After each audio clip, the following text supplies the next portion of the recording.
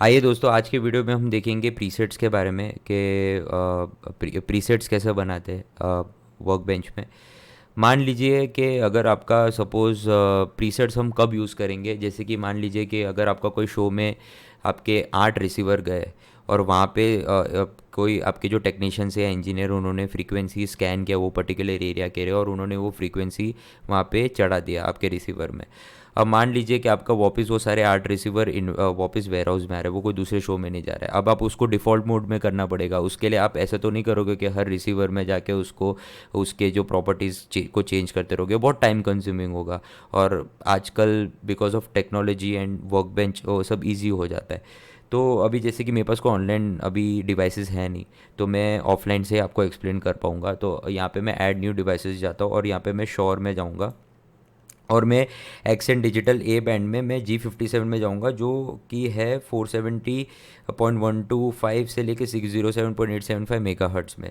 अब मैं यहाँ पे कुछ 8 इन्वेंट्री ऐड करता हूँ, ठीक है। अब मान लीजिए कि मेरे को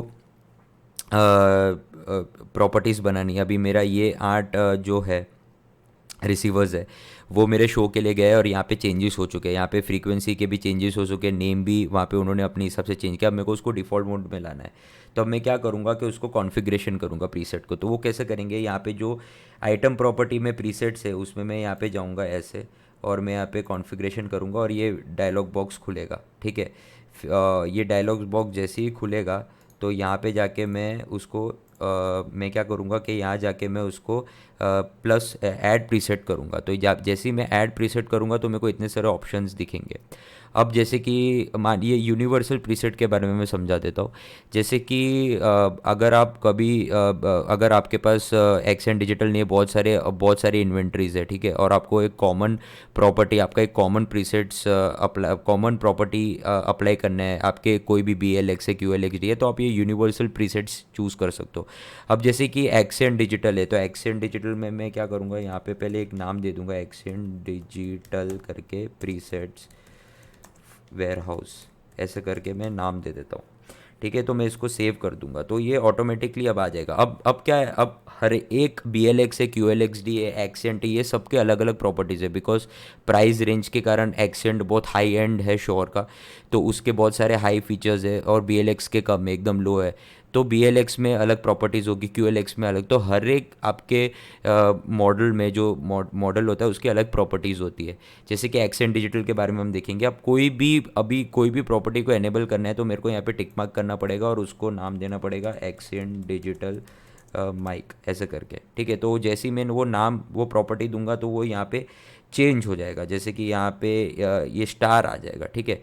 तो अब ये डिवाइस प्रॉपर्टी है, तो उसमें एडवांस RF में जाओगे तो अगर मेरे को ये सारे प्रॉपर्टीज़ एनेबल करनी है तो मैं वो बैंडविड्थ दूंगा G57 का, स्टैंडर्ड एनक्रिप्शन मोड, ठीक है। फिर उसके बाद मेरे को उसको पावर लॉक देना है कि नहीं, मतलब जो मेरे रिसीवर है, तो तो मैं उसको अनलॉक लॉक जो भी है वो कर सकता हूँ। जो भी है यहाँ पे मैं करके ये कर दिया। चैनल नेम मेरे को देना है कि वेयर हाउस करके मेरे को देना है, तो अब ये वेयर हाउस करके मैंने दे दिया। जो मेरा ऑडियो का गेन सेटिंग्स जो है, ऑडियो के गेन सेटिंग्स में मैंने इसको मान लीजिए कि 0 dB रखा है, मान लीजिए फॉर एग्ज़ाम्पल। ये भी मेरे सारे रिसीवर के प्रॉपर्टीज़ है जो मैं चेंज कर रहा हूँ, ये मेरे ट्रांसमीटर के नहीं है। सो प्लीज़ ये याद रख देना। और मेरे को आउटपुट, जो मेरा XLR का आउटपुट है, उसको मेरे को ऑन बताना पड़ेगा, तभी ये सिग्नल पीछे से बाहर आएगा, ठीक है। इंटरफेरेंस डिटेक्शन में जाऊंगा तो मेरा जो इंटरफेरेंस मोड है वो मेरे को ऑटोमेटिक रखने के मैनुअल रखने वो मैं कर सकता हूँ। अनरजिस्टर्ड ट्रांसमिशन एक्शन, मतलब अगर मेरा वो पर्टिकुलर ट्रांसमीटर मेरे रिसीवर के प्रॉपर्टीज़ में अगर अनरजिस्टर्ड है, जैसे कि मेरे पास अगर मेरे एक्सेंट के 8 ट्रांसमीटर्स है, वो 8 ट्रांसमीटर्स में से एक ट्रांसमीटर्स मैंने रजिस्टर्ड नहीं किया, और अगर वो मान लो कि कभी वो किसी वो पर्टिकुलर किसी कोई बाकी के साथ रिसीवर के साथ सिंक हो जाता है तो मैं उसको ब्लॉक कर दूंगा। तो वो पर्टिकुलर जो 8वां जो मेरा ट्रांसमीटर रहेगा, वो पर्टिकुलर वो कोई भी बाकी 7 रिसीवर है उसमें उसके साथ कभी सिंक्रोनाइज़ नहीं होगा, ठीक है। और हम यहाँ पे आते हैं, मैं आपको स्टैंडर्ड और एन्क्रिप्शन मोड के बारे में भी बता देता हूँ।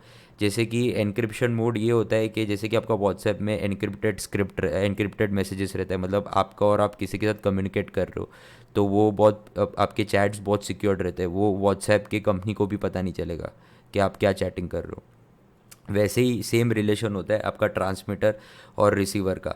अगर मैंने ट्रांसमीटर रिसीवर के साथ मैंने सिंक कर दिया तो वो दोनों एनक्रिप्टेड हो गए, मतलब वो दोनों सिक्योर्ड हो गए, वो दोनों का कम्युनिकेशन कोई दूसरा सुन नहीं सकता, या तो कोई दूसरा दूसरा ट्रांसमीटर उसको वो पर्टिकुलर दोनों के बीच में कभी आएगा नहीं। जैसे कि मेरा ये ट्रांसमीटर एक ट्रांसमीटर है, अगर मेरे ये रिसीवर के साथ सिंक हो गया और अगर मेरा दूसरा ट्रांसमीटर है तो वो कभी इसके साथ सिंक नहीं हो पाएगा। वो मेरा इन दोनों का रिलेशन इतना स्ट्रांग हो जाएगा कि कोई दूसरा ट्रांसमीटर उसके साथ सिंक ही नहीं हो पड़ेगा, अनलेस एंड अनटिल अगर फ्रीक्वेंसी क्लैश हो रही है तो उस केस में होगा। बट एनीवेज एन्क्रिप्शन का यही मतलब है कि एक जो ट्रांसमीटर और रिसीवर है उन दोनों का रिलेशन एकदम सिक्योर कर लेता है। स्टैंडर्ड और एचडी मोड में ये रहेगा कि आपका मान लीजिए कि अगर आपका आर एफ कोई जगह पे आप शो कर रहे हो, वहाँ पे आपका बहुत आर एफ क्लैश हो रहा है, या तो आर एफ पोल्यूशन है, जैसे कि आप एयरपोर्ट के पास शो कर रहे हो, तो एयरपोर्ट का एक खुद का मेगाहर्ट्ज़ फ्रीक्वेंसी रहेगी, जो उनका जो सिग्नल टावर रहता है, जो वो फ्लाइट्स के साथ फ्लाइट के पायलट के साथ कम्युनिकेट करते हैं।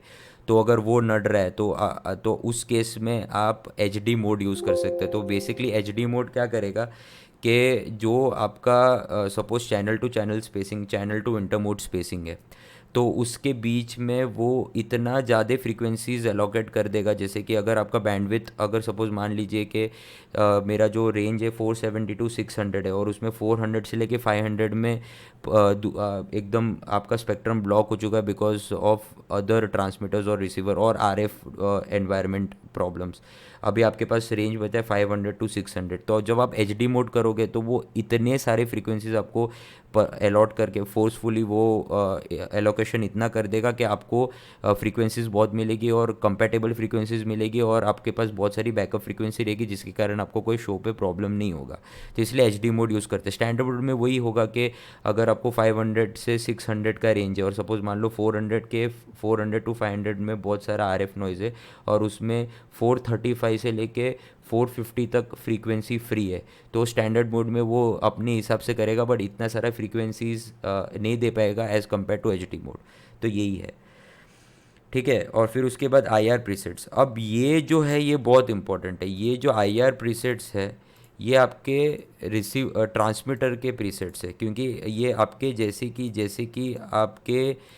कि आप यहाँ पे कुछ चेंज करोगे, जो भी कुछ चेंजेस करोगे वो डायरेक्ट आपके थ्रू आईआर, मतलब इंफ्रारेड से वो आपके ट्रांसमीटर में वो सारी फ्रीक्वेंसीज चढ़ जाएगी। ये जो प्रॉपर्टीज़ थे ये सारे, ये device ID, advance RF, lock, channel properties, audio, interference detection, ये सारे, ये 5 जो है, ये जो 6 है, ये सारे रिसीवर के प्रॉपर्टीज़ है, ठीक है। बट ये जो है ये सारे ट्रांसमीटर के प्रॉपर्टीज़ है। तो जैसे कि आप स्कैन करोगे तो वो सारी चीज़ें, जैसे कि मैंने यहाँ पे चेंज किया, ठीक है, जैसे ही मैंने उस रिसीवर के साथ उसको सिंक किया, तो मेरे यहाँ पे जितने भी प्रॉपर्टीज़ जो मैंने यहाँ पे चेंजेस किए ना वो सारे मेरे ट्रांसमीटर पे चढ़ जाएंगे।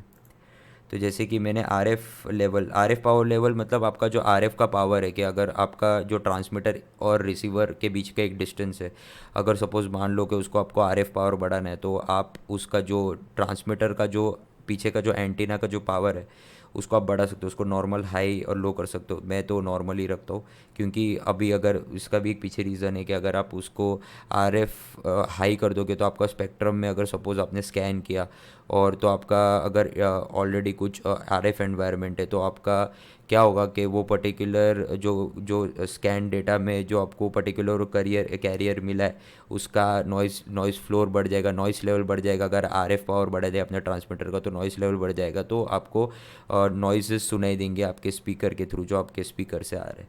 तो सारे प्रॉब्लम हो सकता है। बॉडी पैक पैड मेरे को रखना नहीं है। पैड मतलब जैसे जो अपना मिक्सर में पैड होता है, ठीक है, तो -20 dB का जो पैड रहता है वैसे ही ये सेम पैड है, तो मेरे को पैड रखना नहीं है, तो मैं इसको रख सकता हूँ। बॉडी पैक ऑफसेट जो है, ऑफसेट में भी मेरे को कुछ करना नहीं है, तो मैं इसको 0 dB रखूँगा।